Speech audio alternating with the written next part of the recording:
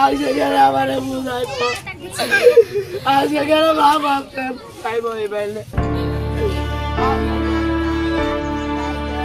সুন্দর ভবিষ্যতের আশায় 2024 সালে ইতালি যাওয়ার উদ্দেশ্যে দালালের মাধ্যমে লিবিয়ায় পাড়ি জমান ব্রাহ্মণবাড়িয়ার নাসিরনগর উপজেলার ধরমণ্ডল ইউনিয়নের যুবক রাসেল। ভাগ্য ফেরানো আর হলো না। লিবিয়ায় দালাল চক্রের নির্মম নির্যাতনে গেল শুক্রবার মারা গেছেন তিনি। শনিবার গ্রামেরই এক লিবিয়া প্রবাসীর মাধ্যমে রাসেলের মৃত্যুর খবর পায় পরিবার। সেই থেকে স্বজনদের মাঝে চলছে শোকের মাতম। আমার ভোটে লিবিয়ায় নিচে ওই দাহি বর্তমান হয়েছে দাহি আর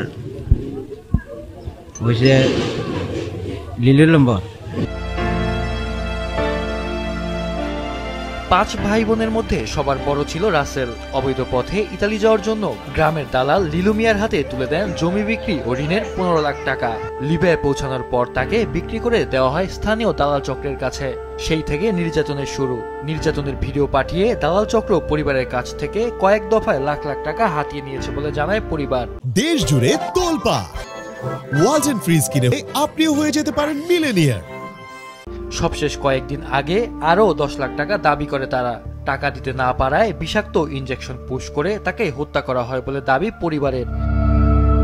তারা বিভিন্ন মাফিয়া চক্রান্তের মাধ্যমে যে তারা গ্রেপ্তার হয়েছে, এই হয়েছে সেই হয়েছে বইলা দাপে দাপে সর্বমোট 59 লক্ষ টাকা নিছে।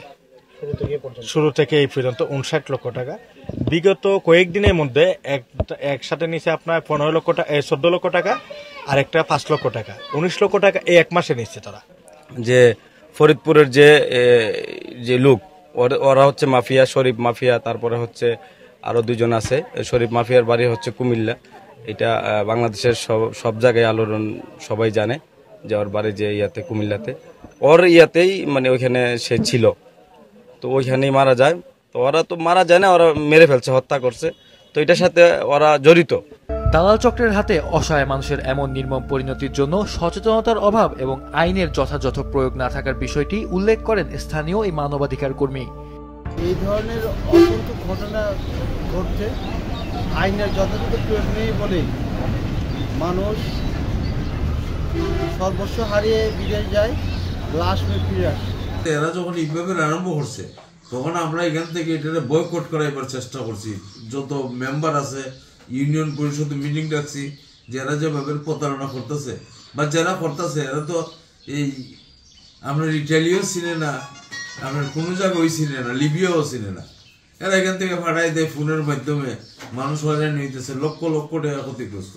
যে ছেলেটা মারা গেছে এর বাপ মনে হয় 50 লাখ টাকা ক্ষতিগ্রস্ত হয়েছে। মানব পাচারকারী চক্রের হাত থেকে প্রবাসীদের রক্ষা করতে সরকার কার্যকর পদক্ষেপ নেবে, এমনটাই প্রত্যাশা সকলের। মাহফুজুল হাসান, মাছরাঙা নিউজ ডেস্ক।